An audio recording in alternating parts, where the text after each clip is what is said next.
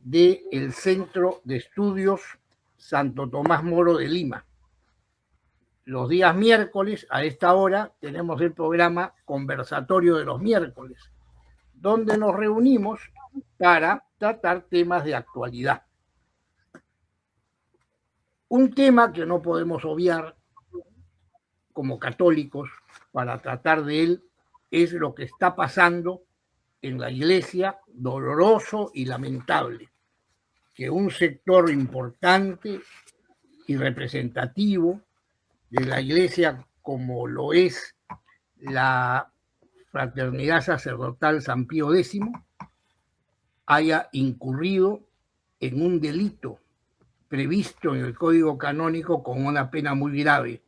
Ese delito se llama el cisma, que es el no cumplir con permisos previos de la más alta autoridad de la Iglesia, que es el Papa, para ordenar obispos, que es algo muy grave. O sea, esto significa una ruptura con la sucesión apostólica, que es la columna vertebral de la Iglesia.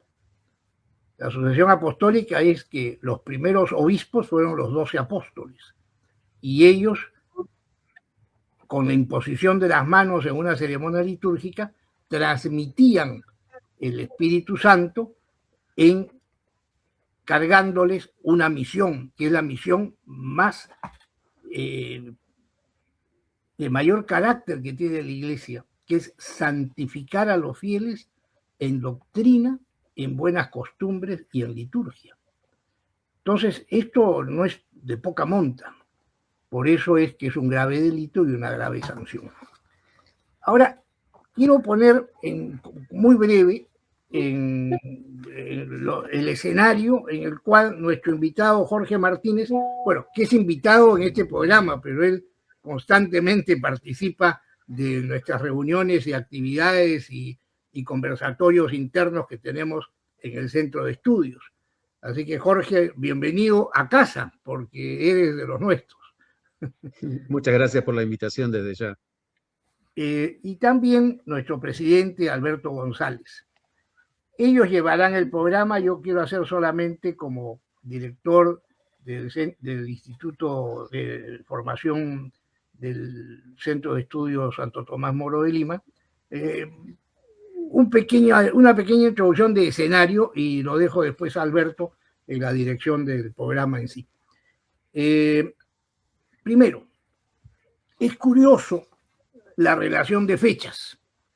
En el año 1988, también el 2 de julio, Juan Pablo II emitió una carta apostólica motu propio, decisión de él, denominada la Iglesia de Dios, que fue la primera excomunión para el grupo de Monseñor Lefebvre.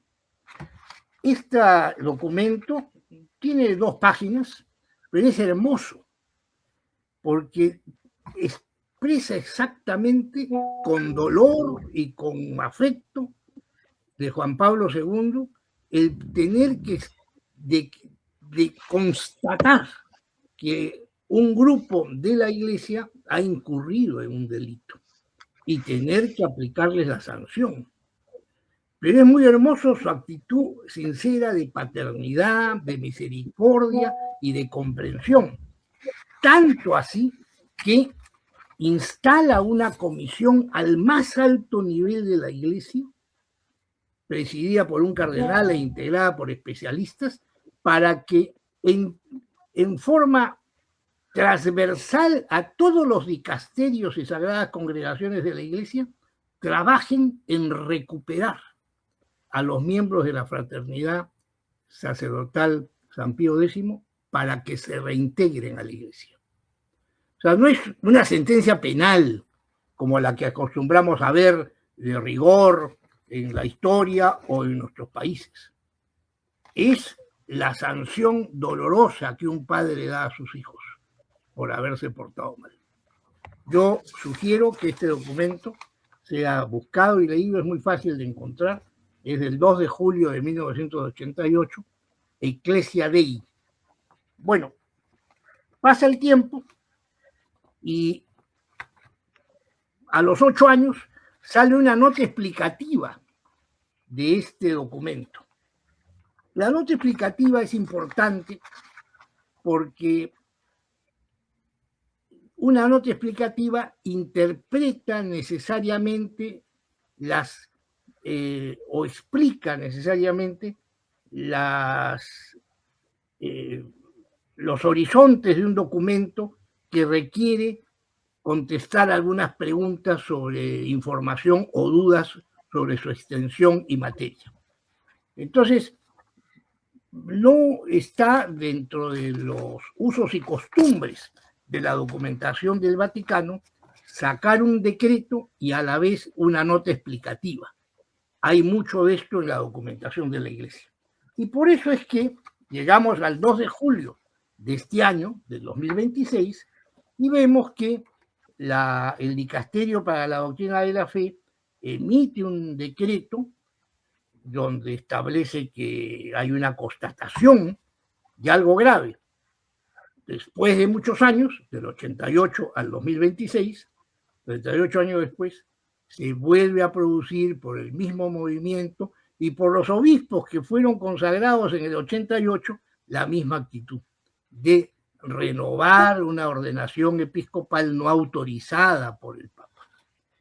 En ese escenario es que nosotros hemos invitado a Jorge Martínez para que con las preguntas y el diálogo que sostendrá con nuestro presidente Alberto González podamos aclarar estas cosas a los miembros de la institución y a sus amigos que nos siguen en este conversatorio de los miércoles, subrayando que nosotros nos subordinamos a la encarecida confianza de nuestros superiores en la Iglesia Católica, porque la promoción de una sana cultura está promovida por la Iglesia, está autorizada por la Iglesia. En todo caso, nos acogemos a cualquier iniciativa que las legítimas autoridades puedan indicarnos con respecto a las doctrinas y opiniones que tengan que aclararse en este programa en su momento, porque somos verdaderos miembros y discípulos de nuestra una santa católica Iglesia romana. Adelante, Alberto. Muchas gracias, Sergio, por la introducción. Quiero ya entrar al punto, no sin antes dar una pequeña reseña del currículum de Jorge, con quien me mantiene una amistad de, diría, 30 años, que lo conozco, pero esta es la primera vez que vamos a entrevistarlo, porque, bueno, siempre lo conocí como un intelectual, un académico, pero realmente a raíz de una serie de publicaciones que él ha venido haciendo los últimos 10 años, pudimos verificar que su conocimiento del derecho canónico, aunque él lo niegue, de la teología, aunque también lo niegue, de la filosofía, aunque también lo niegue, es realmente profuso, ¿no? En ese orden de ideas, Sergio, Jorge Martínez actualmente ejerce el periodismo y la investigación especializada en temas y asuntos de la Iglesia Católica. Él ha realizado un sinnúmero de coberturas y reportajes en numerosos países, como por ejemplo Canadá, Estados Unidos, Argentina, Brasil, Colombia, Paraguay, Portugal, España, Reino Unido, Irlanda, Francia, Luxemburgo, Alemania, Bélgica, Italia, Israel, Mozambique, Sudáfrica y otros países del continente africano. Como mencioné, la principal área de interés académica de Jorge siempre ha sido la Iglesia Católica, situación que compartimos todos nosotros y que, como se conoce y se sabe, es lo que de una u otra manera nos ha mantenido unidos en el Centro de Estudios Santo Tomás Moro. Además, Jorge ha acompañado presencialmente y de manera cercana en los viajes apostólicos de los papas Benedicto XVI y el Papa Francisco. respecto de los cuales ha realizado una cobertura periodística sobre sus actividades y ha documentado además los acontecimientos más significativos de ambos pontificados. Asimismo, él actualmente está manteniendo estudios, yo diría, en todo caso, regularizando para el público, ¿no? Está regularizando sus estudios de teología en la Universidad del Norte, Santo Tomás de Aquino de Argentina, en la cual está evidentemente integrando la formación académica que ya tiene.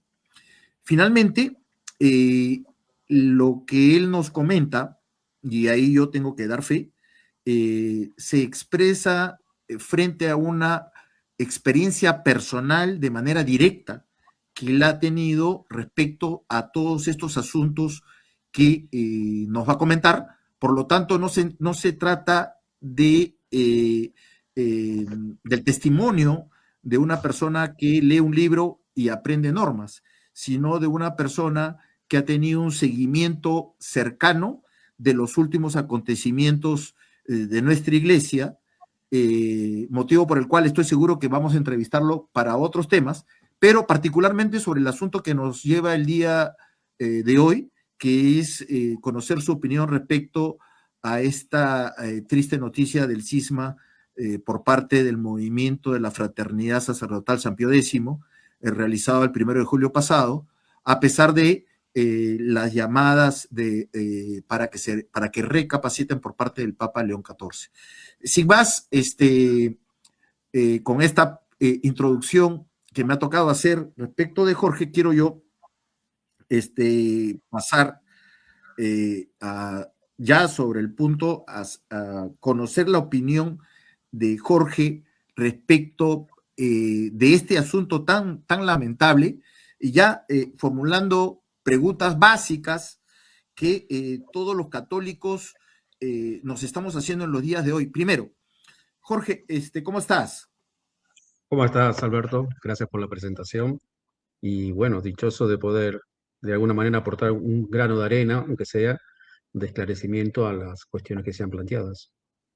Jorge, los laicos tenemos derecho a poder enterarnos debidamente de lo que está pasando, teniendo en consideración que los asuntos de la iglesia son complejos.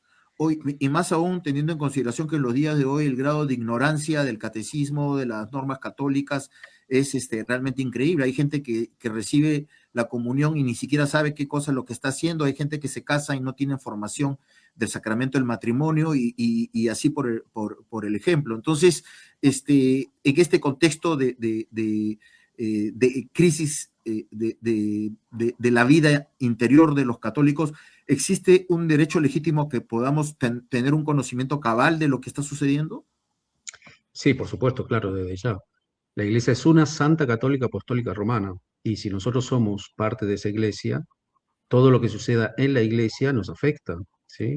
Y cuanto más, digamos, estamos dentro de ella, más aprensión nos puede causar una determinada situación, porque lo que uno busca justamente es ayudar en la misión de la Iglesia, que es salvar las almas.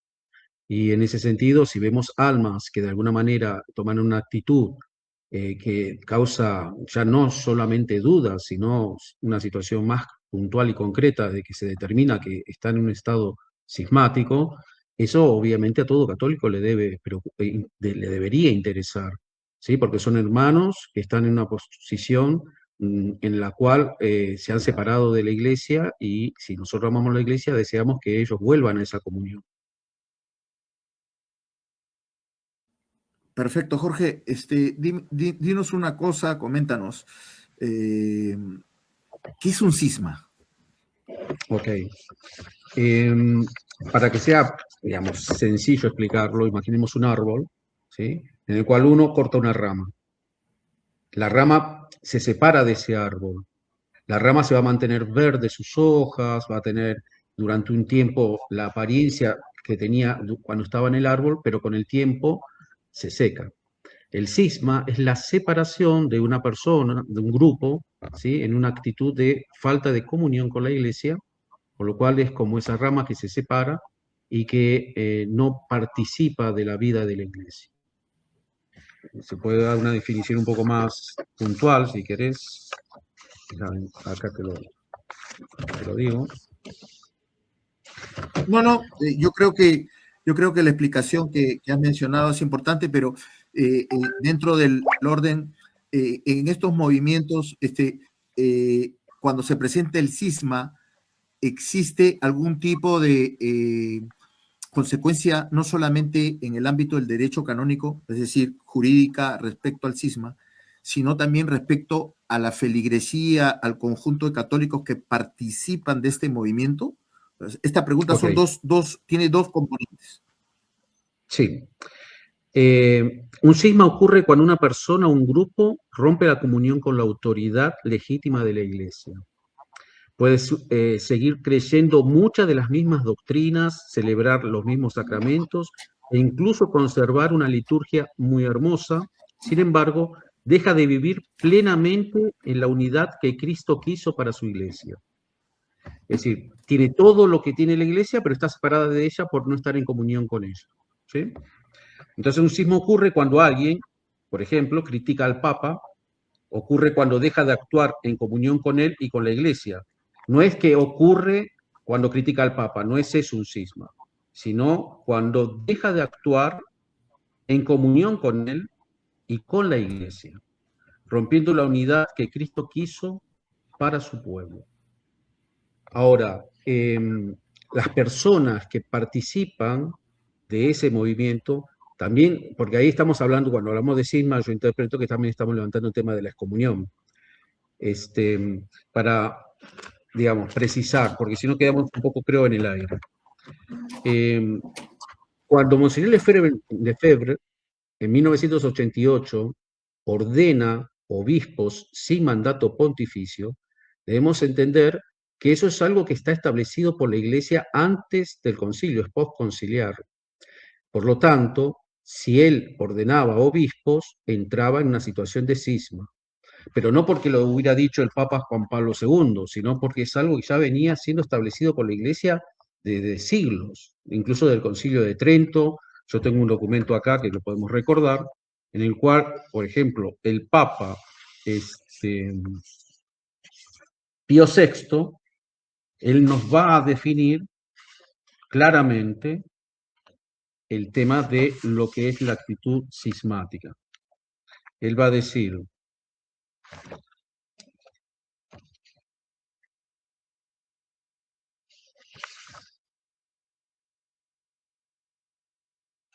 es una carta que fue escrita por el Papa Pío VI en 1791 a raíz de una situación que se había presentado por la Iglesia francesa, que estaba separándose de la comunión con Roma, e incluso buscando ordenar obispos independientes al mandato pontificio. Entonces, ¿qué es lo que dice Pío VI? Pío VI va a decir: el derecho de ordenar obispos pertenece solo a la sede apostólica, como declara el Concilio de Trento. No puede ser asumido por ningún obispo metropolitano sin obligarnos a declarar cismáticos tanto a los que ordenan como a los que son ordenados. Entonces es una normativa clara la que el Papa recuerda de que es necesario para ordenar obispos el mandato pontificio. Y eso no es optativo. Eso es algo que fue definido, establecido por nuestro Señor Jesucristo para el gobierno de la Iglesia. Es en la Iglesia que nuestro Señor estableció una determinada manera de estar en ella, y los obispos tienen que respetar esa manera al Cristo eligió como cabeza de la Iglesia al primado de Pedro. Y es el primado de Pedro el que va a establecer quién es llamado a servir en la Iglesia ejerciendo el ministerio de obispo. ¿Sí? Cuando no se respeta eso, ahí es lo que el Papa Pío VI dice, de que se entra en un cisma quien no cumple con el mandato pontificio. Podríamos decir, eso lo levanta incluso un tema de la fraternidad, y lo usan como argumento, que existen situaciones de excepción, ¿no? O de necesidad por el cual se podría ordenar sin mandato pontificio. Y eso es verdad, ha sucedido en la historia, pero por ejemplo ellos citan la situación de China, podríamos citar también la situación de Polonia. ¿Sí? En el caso de las situaciones en las cuales se ha ordenado sin mandato pontificio fueron realmente por una excepción. ¿Por qué? Porque no se podía consultar a Roma, estaban países bajo el régimen comunista, y era una situación en la cual muchos obispos habían, algunos sido asesinados, otros estaban presos, u otros habían sido exiliados del país. Y entonces la Iglesia corría una grave dificultad, y por lo cual, al no poder consultar a Roma, se recurría al derecho de excepción, sin mandato pontificio, para ordenar obispos. Pero después, en cuanto hubo oportunidad, se avisaba a Roma lo que se había realizado y Roma confirmaba lo hecho. Entonces hay una diferencia entre ordenar sin mandato pontificio y ordenar sin mandato pontificio contra los designios del Papa, al cual sí se le ha consultado y ha negado ese derecho. Por el caso de Lefebvre y en el caso de esta última ordenación que hubo un intercambio epistolar, hubo incluso reuniones, hubo conversaciones y se llegó a la conclusión de que el Papa no autorizaba a esas ordenaciones, concretamente y puntual, y lo hizo público, en cartas públicas. Entonces ya no se desconoce, porque la excepción es cuando no se tiene posibilidad de consultar la autoridad. En el caso acá, tanto de Lefebvre como después, 40 años después, se vuelve a repetir la situación, sí tenían posibilidad de consultar la autoridad y la autoridad dijo que no. Entonces ahí entra una desobediencia que recae en lo que Pío VI decía, de que si se ordena sin mandato pontificio y por lo tanto en contra de la voluntad del Papa, que era explícita, se cae en cisma. Y eso es lo que confirma la situación de la fraternidad. No que no pudiesen ordenar en estado de excepción, sino que el estado de excepción tiene que ser determinado por alguien. No es que yo digo, bueno, como yo estoy en una parroquia, veo al sacerdote que no enseña la catequesis, entonces yo me postulo, me autopostulo para enseñar catequesis en esa parroquia, aunque al cura no le guste, porque es por el bien de las almas de la parroquia, para que estén bien formadas.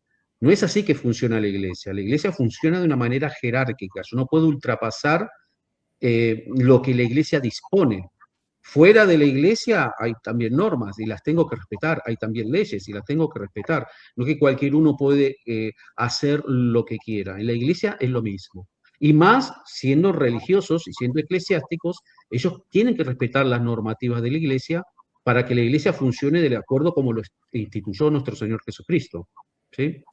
Sobre el punto, Jorge, con cargo a regresar a lo que estás mencionando, creo que es importante que la gente conozca qué cosa es la fraternidad sacerdotal San Pío X, primer punto de la pregunta, y de qué manera o cómo es que la fraternidad tiene analogía con las órdenes religiosas o los institutos de vida consagrada, que son las dos modalidades que existen en el día de hoy dentro de la iglesia como organizaciones o movimientos católicos que tienen un carisma determinado. Esto es importante que lo expliques de una manera, de la manera didáctica mejor posible, para que quienes no conocen puedan comprender exactamente qué es la fraternidad sacerdotal. La fraternidad sacerdotal fue fundada por Monseñor Lefebvre, ¿sí? Por allá por la década de los 70. Y él reúne un grupo de sacerdotes, crea un seminario, reúne un grupo de sacerdotes para preservar lo que se conoce normalmente como el ordo extraordinario de la misa San Pío V.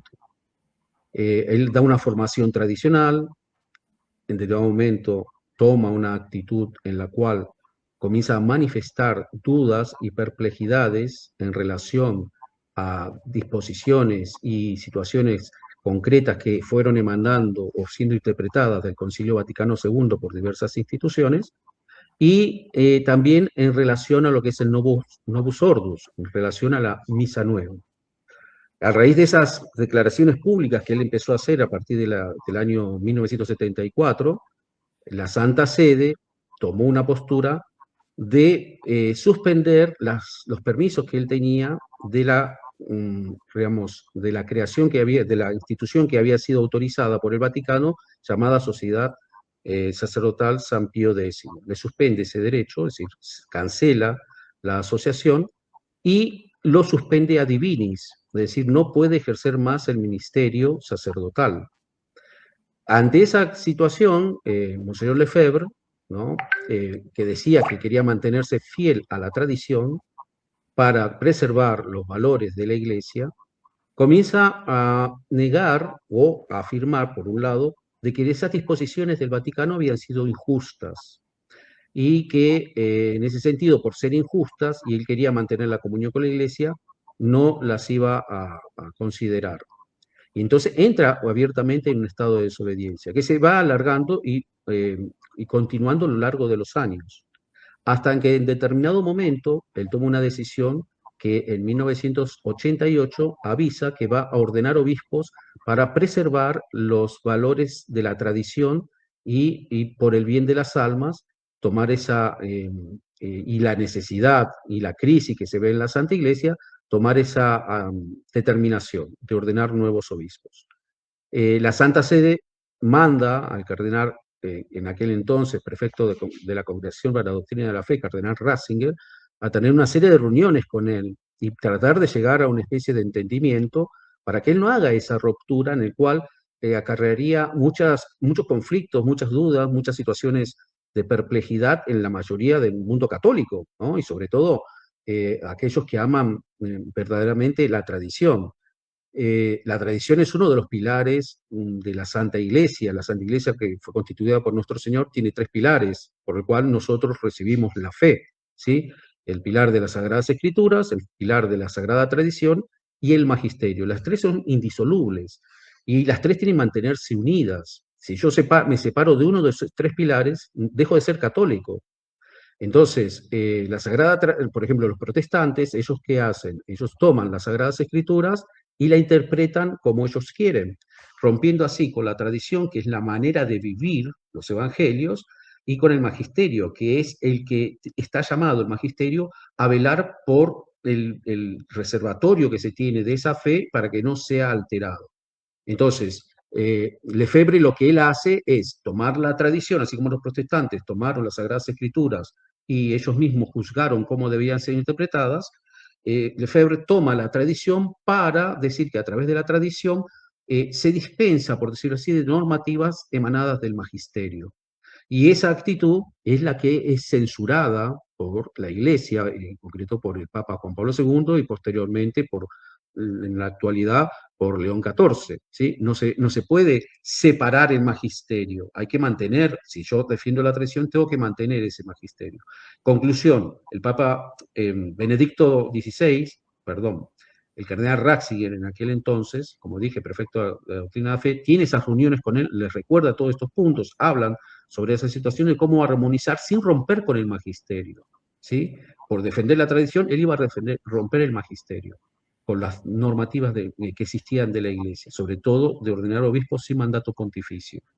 ¿Qué es lo que sucede? Se llega a un protocolo de acuerdo, el 5 de mayo de 1988, el cual Lefebvre firma y reconoce la autoridad del primado de Pedro, del Papa, reconoce otra serie de puntos, y el Vaticano, en ese protocolo, les autorizaba a ordenar un obispo, ¿sí? Elegido por Monseñor Lefebvre. Y aparte de reconocer la institución nuevamente de la Fraternidad Sacerdotal San Pío X, su apostolado, mantener su seminario, les daba un montón de concesiones. Es decir, a Lefebvre le regularizaban todo lo que venía siendo irregular hasta ese momento. Él firma eso y al día siguiente se arrepiente y dice, por un acto de desconfianza, en el cual él argumenta de que llevaba muchos años solicitando y nunca se habían llegado a un acuerdo, y él teme de que este también caiga, como que se diría, en saco roto, en que no se vuelva a realizar la petición y lo dejen esperando. Entonces solicita en una carta al Papa Juan Pablo II que por favor adelante ese mandato pontificio y pueda estar antes de 2 meses, fecha que él había fijado para la ordenación. Y en su misma carta él dice, porque nosotros ya contratamos los hoteles, ya contratamos el local, contratamos todo lo que es propio a lo que va a ser la ceremonia y necesitaríamos el mandato, por favor, el Papa tiene la potestad de hacerlo como lo estamos solicitando para lo antes posible. Si eso no sucede, si él no lo envía, nosotros veremos obligados a ordenar los obispos de la manera que lo veníamos avisando. Evidentemente, digamos, si ya le están concediendo todo, no tiene explicación por qué el apuro. No es que no había salida, le dieron una salida a Monseñor Lefebvre y por lo tanto el estado de necesidad y el estado de extrema necesidad no tenía sentido. Extrema necesidad es cuando no tenés otra opción, pero la opción la tenía. Solo que él puso plazos, él estaba apurado, parecería, ¿no? Porque si no, ¿por qué presiona de esa manera que le dé el mandato pontificio justo para las fechas que él quería? La iglesia no funciona así. La iglesia es madre, pero también tiene sus tiempos. Y bueno, Lefebvre sucedió que no esperó y ordenó. Y se hizo, digamos, le cayó sobre eso las penas establecidas por la iglesia. Las penas establecidas por la iglesia, primero es que hizo un cisma, y por hacer un cisma, de acuerdo al derecho canónico, ya a partir de 1983 figura claramente, de que él incurre en excomunión late sentencia, es decir, automática. No es necesario que la iglesia diga que está en excomunión, porque ya es inmediata la excomunión debido a que ordenó sin mandato pontificio. Hay ciertas cosas, por ejemplo, la ofensa al Santísimo Sacramento, un sacrilegio, acarrea, para quien lo comete, una excomunión late sentencia, ¿sí? La ordenación episcopal sin mandato pontificio también. Entonces, lo que ha sucedido después, que lo recordó don Sergio, es que después el Papa Juan Pablo II también emite una nota, como fue emitida recientemente por el cardenal Fernández, explicando que de la excomunión, en el decreto de excomunión, lo hacen público. Entonces, quienes quedaron excomulgados y en ese sentido, después en la nota la amplían. ¿Lo amplían? Sí, a veces como uno podría decir, no de la manera como gustaríamos de que fuese extremadamente clara. Queda medio unas lagunas, algunos puntos de dudas, si la excomunión, por ejemplo, abarca a todos los fieles de golpe. Si bien usan una frase, un término en el cual ellos dicen que cada caso individual de fiel debería ser examinado en la medida en que adhieran al cisma, ¿sí? El decreto solo excomulga a 6, a los 6, los obispos ordenados y los obispos ordenantes. El resto no es que incurre en excomunión en la medida que adhieran al cisma, que rechacen la jerarquía de la iglesia, en este caso al Papa, y que manifiesten públicamente o de alguna manera esa adhesión con la fraternidad San Pío X. Jorge, quisiera entrar un poco más a detalle de algunos elementos que muchas personas comentan y que sí considero que es necesario que nos puedas ayudar a esclarecerla. Una de las posiciones, bueno, existen varias posiciones por parte de las autoridades de la fraternidad sacerdotal. Inclusive existen varios programas de streaming de terciarios o personas vinculadas al movimiento de la fraternidad que a partir de los cuales uno puede concluir ciertos elementos que son necesarios esclarecer. En primer término, ellos mencionan que toman el nombre o la advocación o se someten a la advocación de San Pío X en la medida que el Papa Santo, fue el primero en condenar el modernismo dentro de la Iglesia Católica y lógicamente fuera, que no es otra cosa que el relativismo, como una forma nueva de la sociedad en general, no solo para debilitar a la sociedad en general, sino también a la propia iglesia, y avanzar por diferentes formas respecto a la acción que hace el demonio para cumplir su propia y triste finalidad, arrancar las almas y llevárselas con él. Entonces, ellos, primer punto que señalan, es que ellos lo que tratan de hacer es defender la tradición en contraposición del modernismo denunciado por San Pío X en sus encíclicas. Y por otro lado, ellos también lo que denuncian es que este modernismo se encuentra dentro de la Iglesia y que de alguna manera, a partir del Concilio Vaticano II, estaríamos frente a una situación de permanente crisis en la Iglesia que determina lo que ellos denominan la existencia del estado de necesidad por un lado y por otro lado la posición que ellos toman. ¿Qué nos puedes comentar al respecto de este punto concreto? A ver, el modernismo fue condenado por San Pío X como la peor de las herejías, eso es una realidad, y que ha ido resurgiendo y manifestándose en ambientes católicos desde hace un tiempo también es otra realidad. Lo que debemos dejar claro acá es que crisis en la Iglesia siempre ha habido. No hay época histórica donde la Iglesia no ha pasado por crisis. La propia época de San Pío X, por ejemplo, el propio Papa, él tuvo que estar rodeado de problemas monumentales en materia de crisis. El propio San Pío V, por ejemplo, si no vas a hablar de San Pío V, era combatido por las herejías del protestantismo, que estaban perdiendo muchísimas diócesis a causa de eso, y externamente por el combate del mundo musulmán, que atacaba a la iglesia y invadía naciones. Si vamos procediendo a lo largo de la historia, siempre ha habido crisis. Entonces, no es un pretexto la crisis para desobedecer o para determinar un estado de necesidad, porque ahí hay que entrar en el punto de quién determina que un estado de necesidad o una crisis autoriza a desobedecer una orden que la tradición, que el magisterio de la Iglesia coloca, ¿no?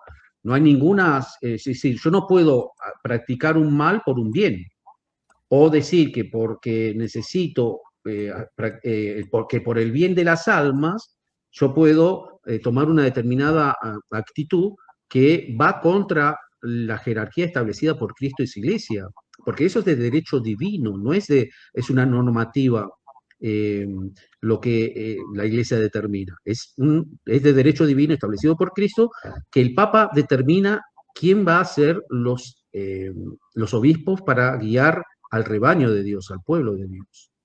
Ahora, en el caso de la excepción, como estuvimos hablando, por ejemplo, el caso de China, o el caso, volvemos al punto, que sí hay situaciones de excepción, pero en el caso de la fraternidad, la excepción que ellos hablan, que es por la crisis per se no puede determinar que ellos desobedezcan.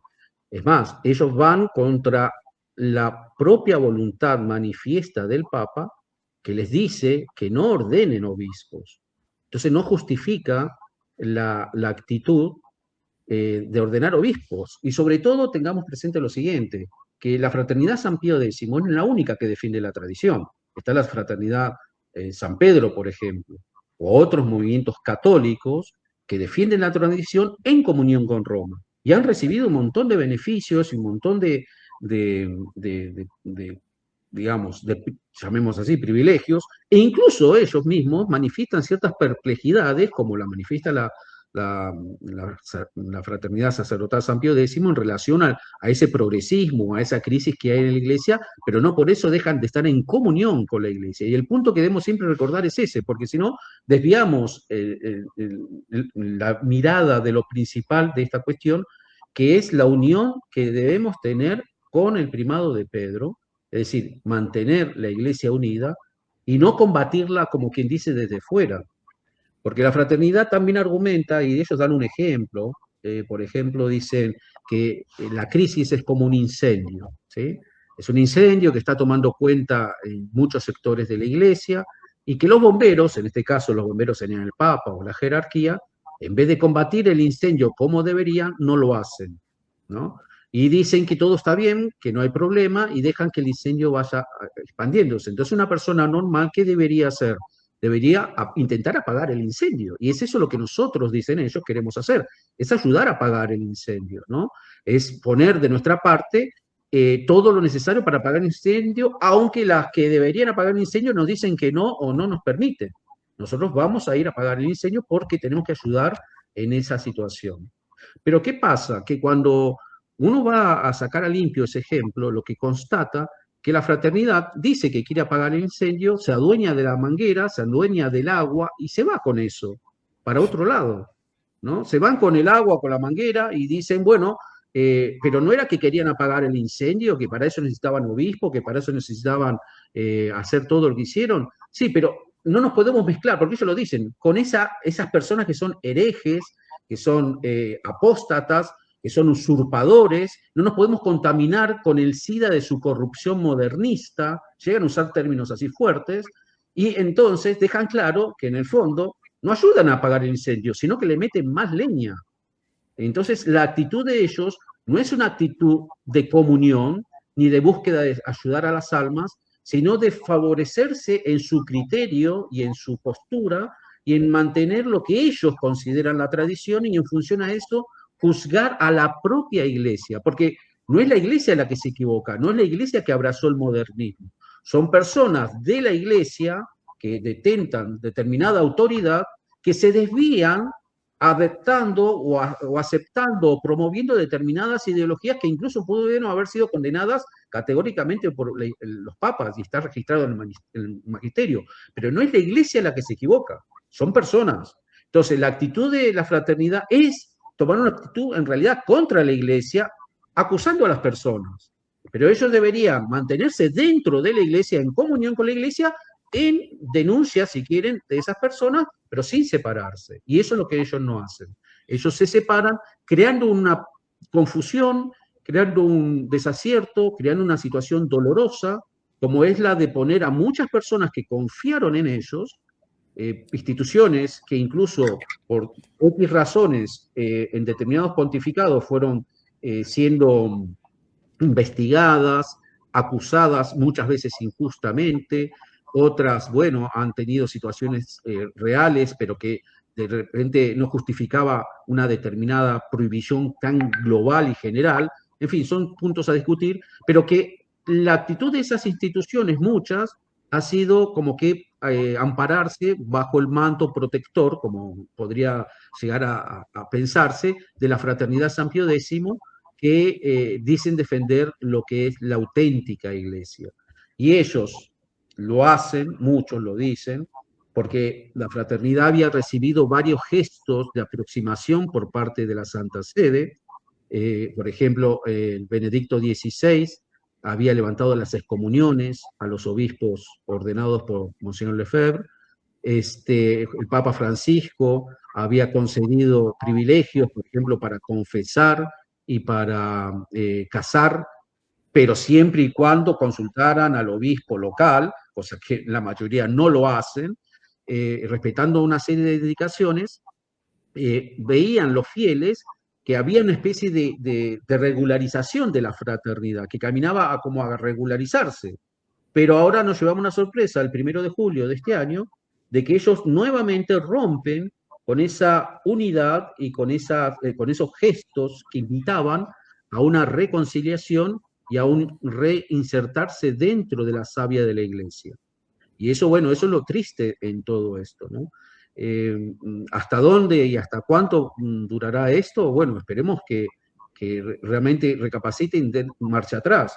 Pero en la reciente carta que el padre Pagliariani, David Pagliariani, envió al Papa ahora el 3 de julio, él hace una afirmación que a mí me llamó la atención y que no es algo que se debería pasar por alto, en el cual él afirma ahora el 3 de julio lo siguiente: lo que la Fraternidad San Pío X hizo y seguirá haciendo no es otra cosa que una iniciativa extrema de socorro de las almas en medio de la confusión doctrinaria y moral en la que se halla inmersa la Iglesia.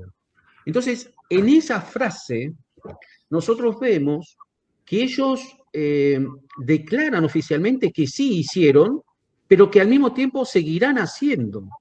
Ahora, para que haya una excepción, tiene que ser excepción, pero no puede ser norma. Y si yo voy a seguir actuando de esa manera, estoy transformando la excepción en norma.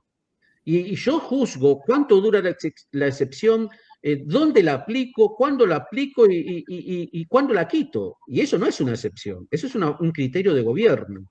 Y por lo tanto ahí estamos viendo el nacer en esa actitud y en esta carta del 3 de julio, una iglesia paralela, disculpe, Claro, pero es la claro. realidad. Esa es la realidad.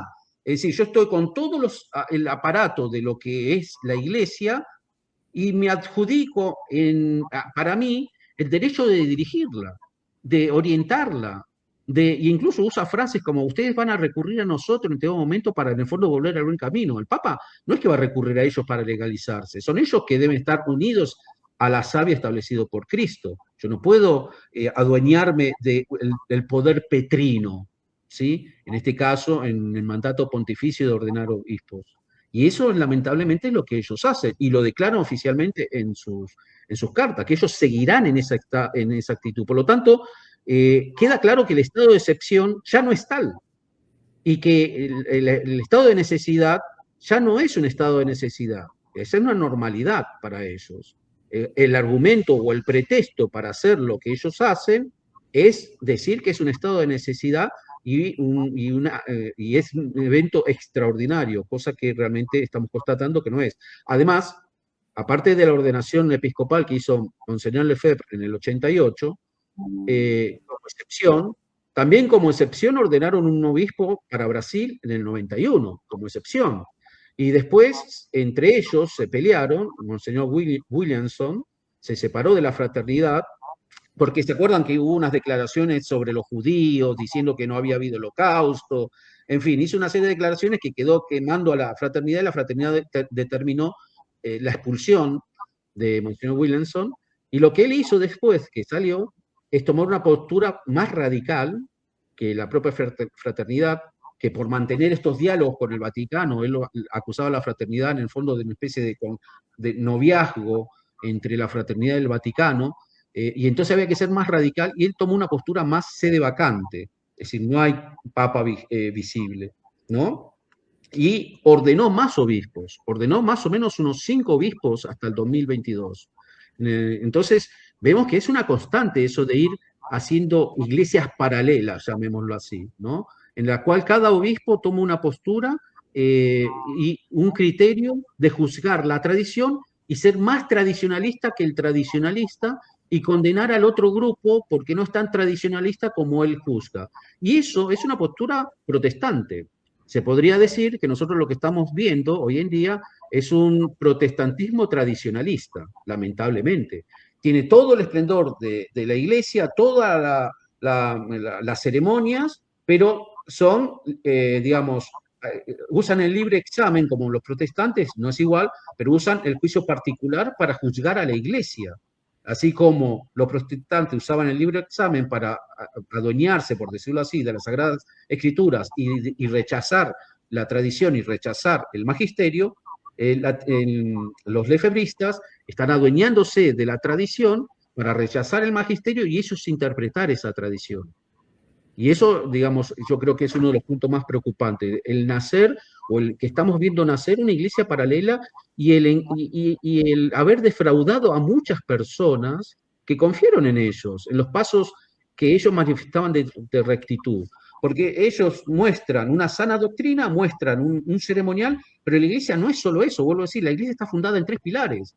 El magisterio es uno de esos pilares. Si yo falto a la unión establecida por Cristo en Pedro, estoy rompiendo con uno de esos pilares y podrá ser el ceremonial magnífico, podrá ser todo excelente, pero es hecho en un estado de desobediencia. Y nosotros tenemos que tener presente que en Dios hay unos trascendentales que se aplican a todos los seres, pero en Dios, por ser el ser supremo y perfecto, es mucho más destacado, que es lo que se llama verum bonum pulcrum, es decir, la verdad, el bien y la belleza. Dios no es bello, Dios es la belleza. Dios no es bueno, Dios es la bondad. Dios no dice verdades, Dios es la verdad. Entonces, en función de esos 3 puntos, nosotros vamos a ir analizando que son inseparables esos 3 puntos. Y cuando yo quiero analizar cualquier cosa, me tengo que hacer una pregunta. ¿Es bueno? ¿Eso es bello? ¿Eso es verdadero? Si las tres respuestas son afirmativas, eso es de Dios. Entonces analicemos ahora, desde ese punto, a la Fraternidad Sacerdotal San Pío X. ¿Es bello? Sí. Tienen ceremonias, tienen esplendor, tienen toda la pompa de la iglesia, todo el incienso, el turíbulo, la belleza de la decoración, todo. Entonces, es bello.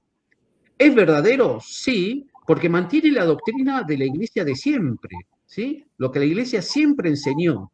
Entonces ya vemos dos trascendentales que me hablan de que parecería que está por el buen camino. Pero ahí viene el bonum. ¿Es bueno? No. ¿Por qué? Porque desobedecen, porque no mantienen la unidad con Cristo, y eso no está bien. Y si no está bien, faltan con uno de los puntos de los trascendentales por el cual yo puedo juzgar que es de Dios. Y esa actitud, por lo tanto, no es de Dios. Ellos están tomando algo que en realidad ofende a Dios. Es un pecado, pero es un pecado grave, es un pecado de escándalo, porque abiertamente van contra una enseñanza y una determinación dada por nuestro Señor Jesucristo, y que es lo que ocasiona decir que están en cisma, y por lo cual, para llamarlos a la reprensión, se los excomulga. La excomunión es como a un enfermo entablillarle un brazo, duele, molesta, me mantiene inmóvil, pero es para hacerme recapacitar, es por mi bien que se hace eso.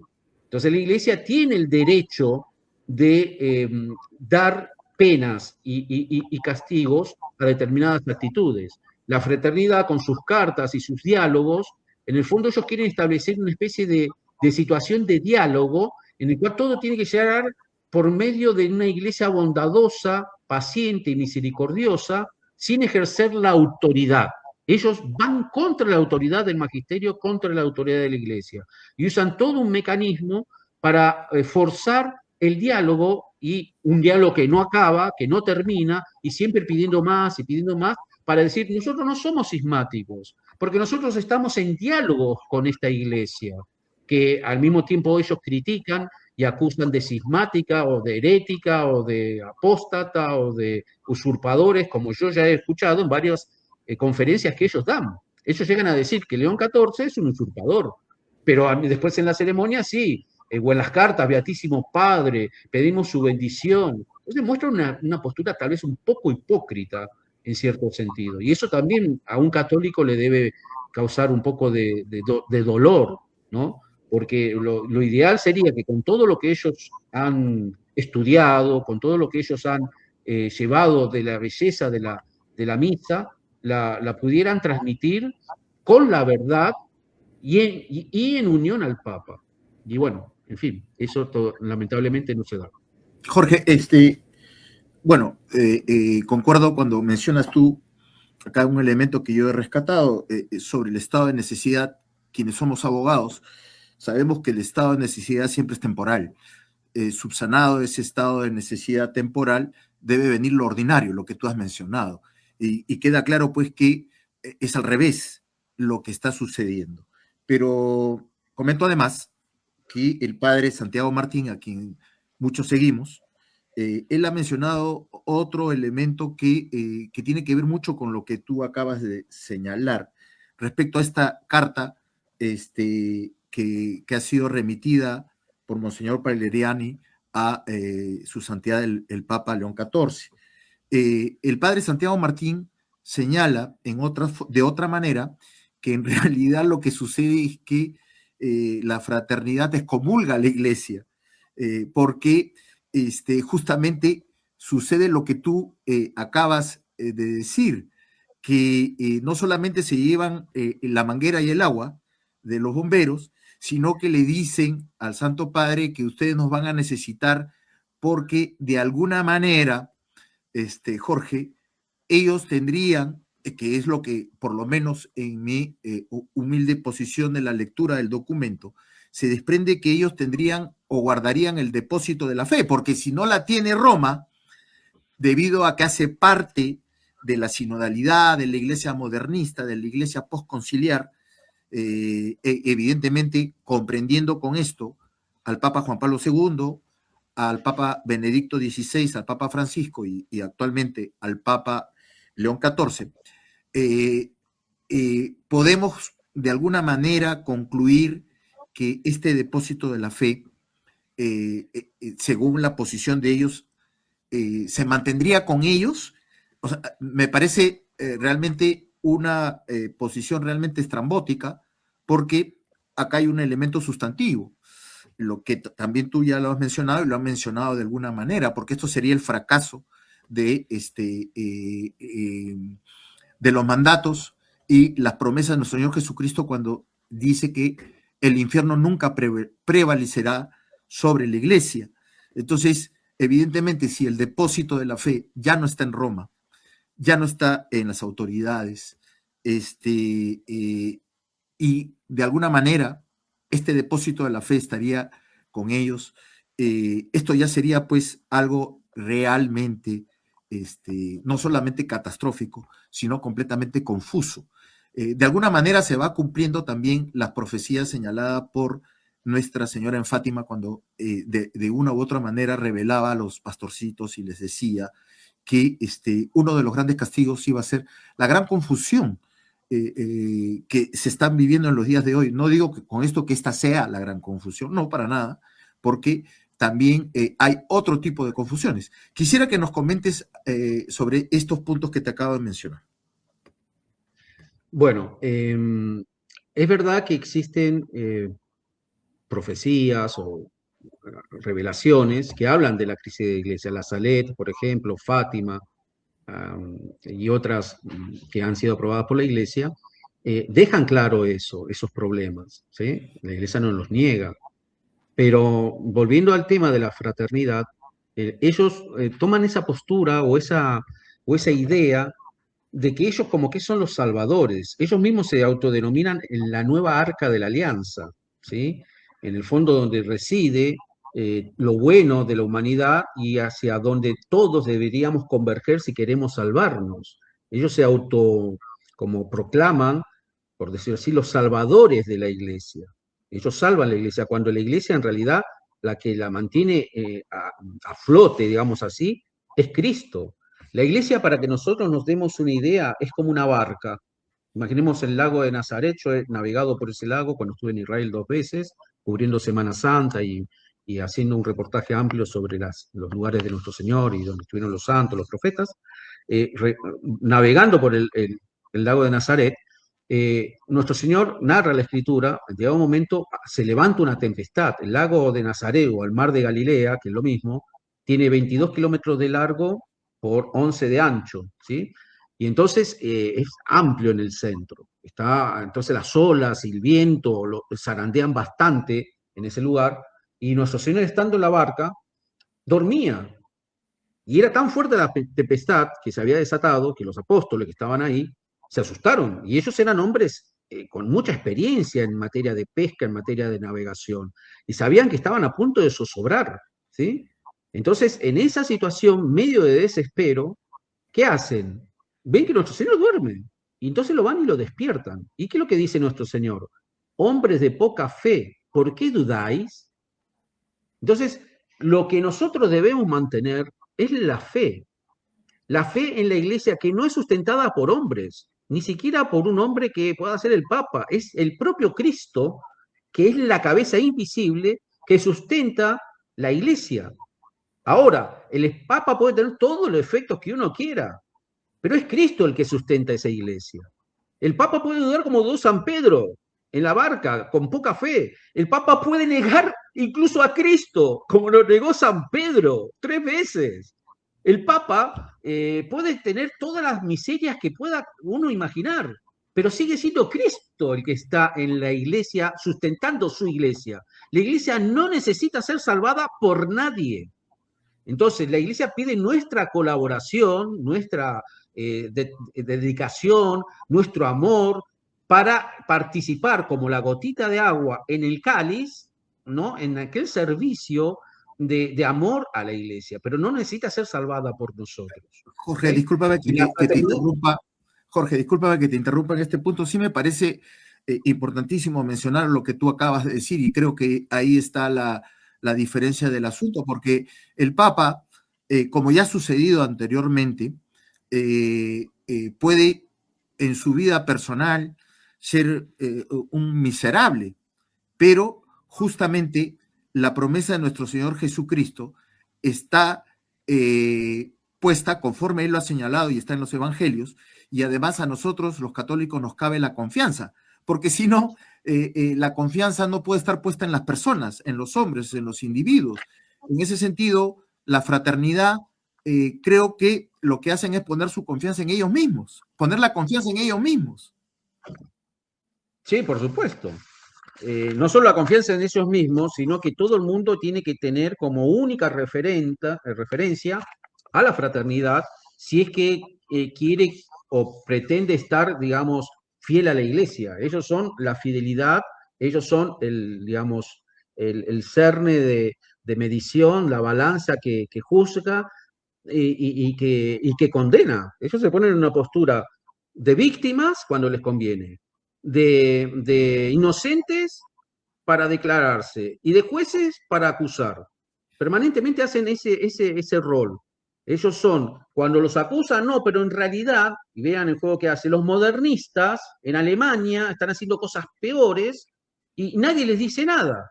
Entonces, como a ellos que hacen cosas peores no nos excomulgan, y siendo que realmente merecerían una excomunión, a nosotros lo que están haciendo es injusto y nosotros podemos actuar como lo hacemos porque si a los otros no los condenan, no tendrían que condenarnos a nosotros tampoco. Pero a ver, un error no justifica yo poder hacer otro error. Entonces, si yo veo que alguien actúa mal, no puede eso ser argumento para mí, para yo también actuar mal. Y en un campo específico que es de derecho divino, como es la ordenación de obispos.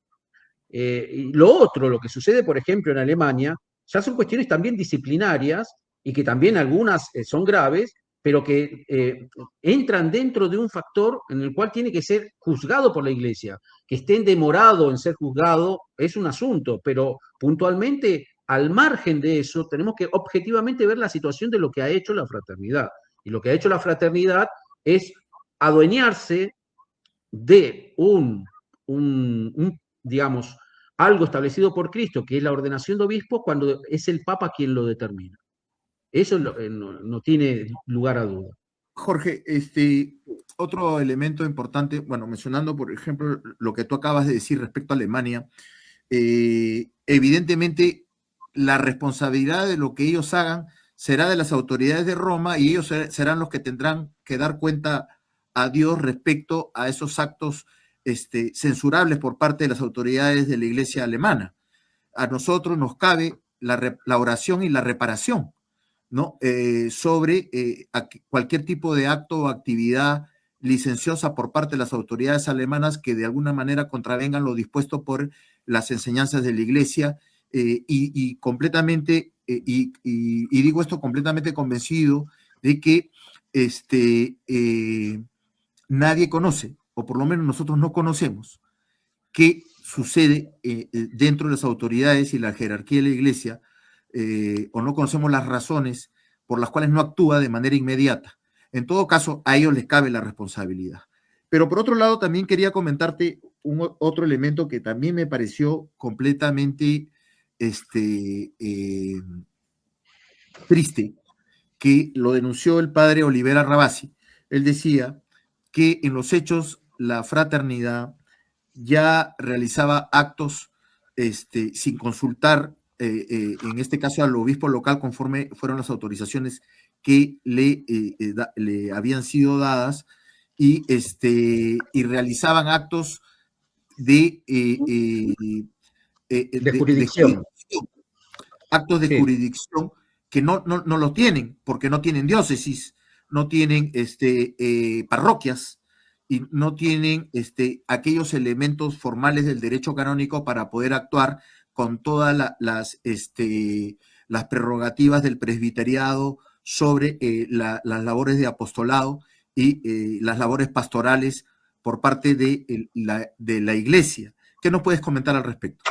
Sí, la fraternidad en concreto tiene tribunales, ¿sí?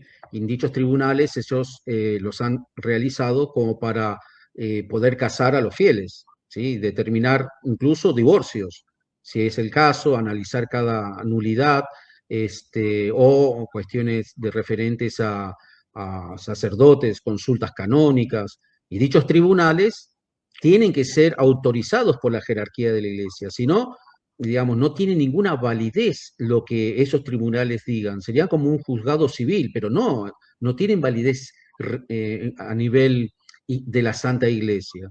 Es más, el propio padre Rabasi, yo vi ese vídeo, esa charla que él hace, él dice que hay mucha gente que se ha casado en la fraternidad que queda con dudas, va a consultarle a él y pidiéndole que los vuelva a casar, para realmente sentirse casados en la Iglesia.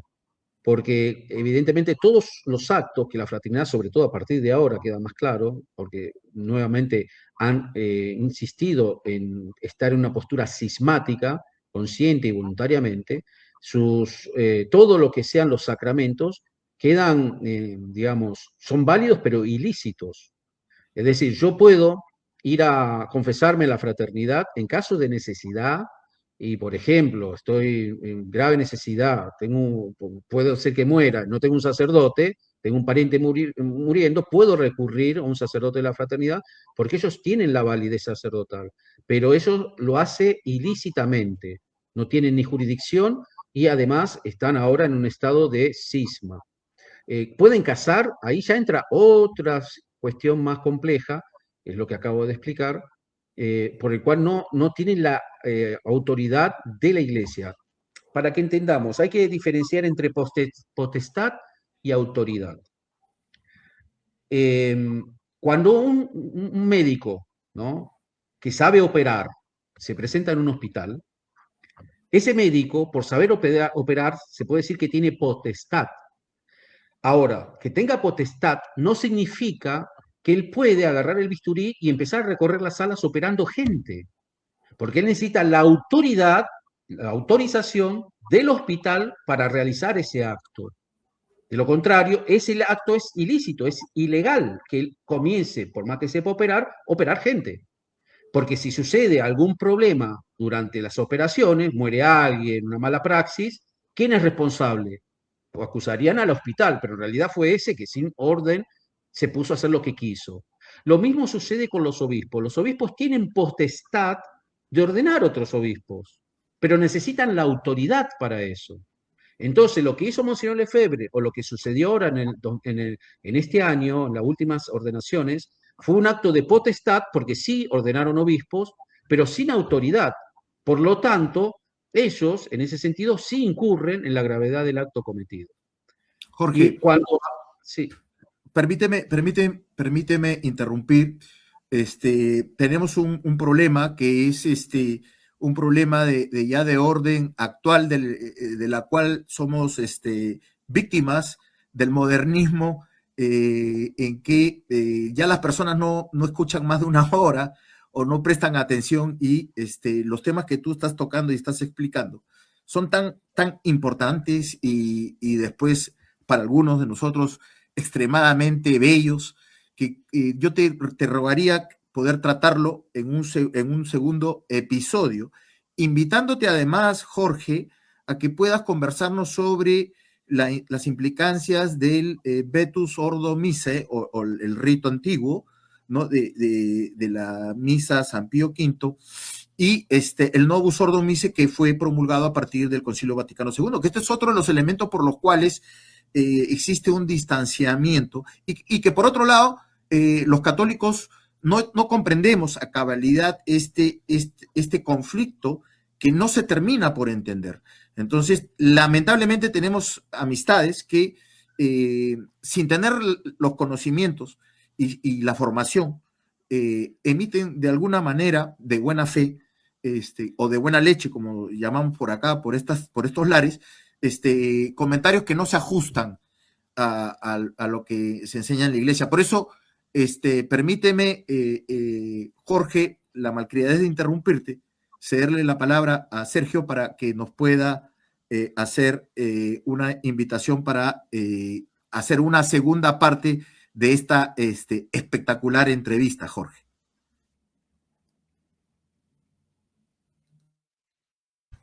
Bien, Jorge, muchas gracias por esta primera presentación, que nos queda para otra más, que podría ser el miércoles 22.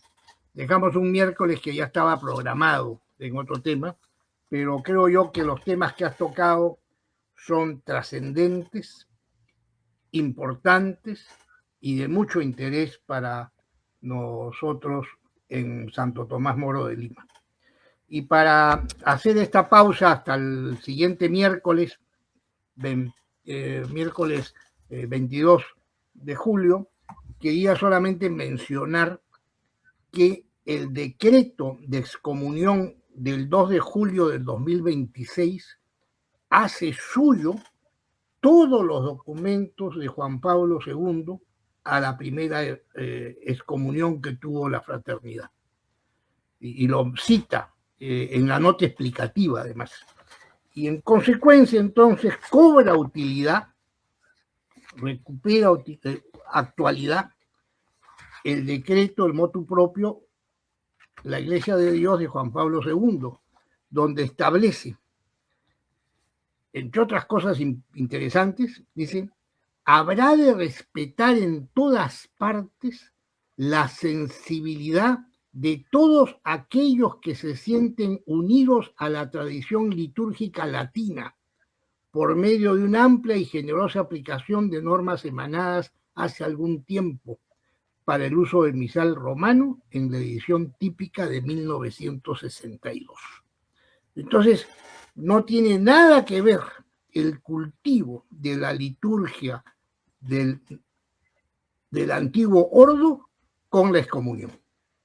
Eso sería lo que se ha mencionado por ti, Jorge, con claridad, y también por Alberto. Y entonces, todas estas cosas hay que también aclararlas y tocarlas en una continuación del conversatorio de los miércoles.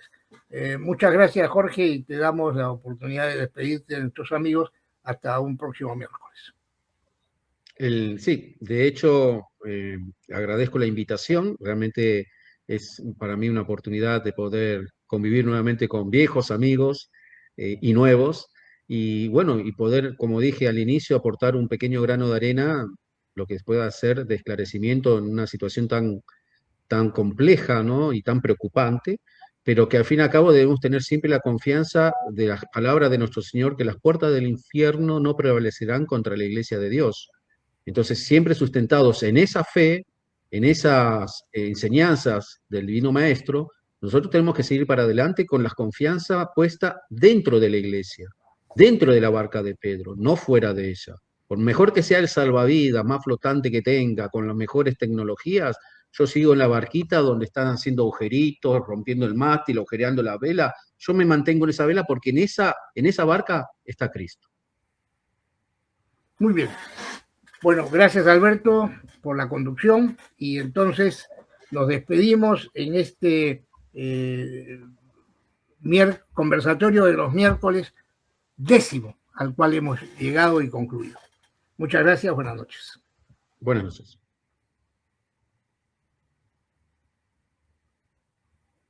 Ya está. Chao, Jorge, gracias. Adiós.